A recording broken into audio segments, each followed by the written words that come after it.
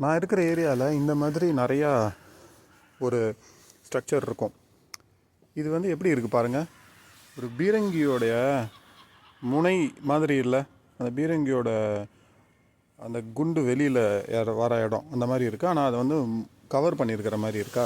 இதுக்கு பேர் பொலார்ட் அப்படின்னு சொல்கிறாங்க. இது வந்து கேஸ்ட் அயன், இரும்பிலிருந்து தயாரிக்கப்பட்டது.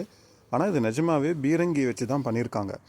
அதாவது நெப்போலியனிக் வாரில் கண்டெடுக்கப்பட்ட நிறையா உபயோகப்படுத்த முடியாமல் இருக்கிற பீரங்கிங்களை வச்சு என்ன பண்ணியிருக்காங்க, அந்த பீரங்கிகளுடைய ஆரம்ப பகுதியை மட்டும் எடுத்துட்டு இந்த மாதிரி ஒரு ஸ்ட்ரக்சரில் ரோட்டில் வச்சுருக்காங்க, ஒரு தடுப்புக்காக.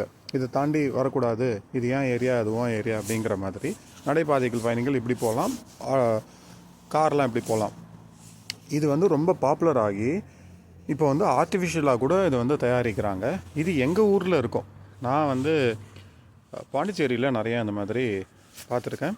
இது லண்டனில் ஒரிஜினலான பீரங்கியில் தயாரிக்கப்பட்ட அந்த பொலார்ட் வந்து இருக்கான். சமயம் முடிஞ்சதுன்னா அதையுமே போய் பார்க்கலாம், நல்லா இருக்கு. ஆனால் இதற்கு பின்னாடி இப்படி ஒரு வரலாறு இருக்குது பாருங்களேன். சின்ன சின்ன விஷயங்கள் சுவாரஸ்யமாக இருக்குது, பகிர்ந்துக்கிட்டேன்.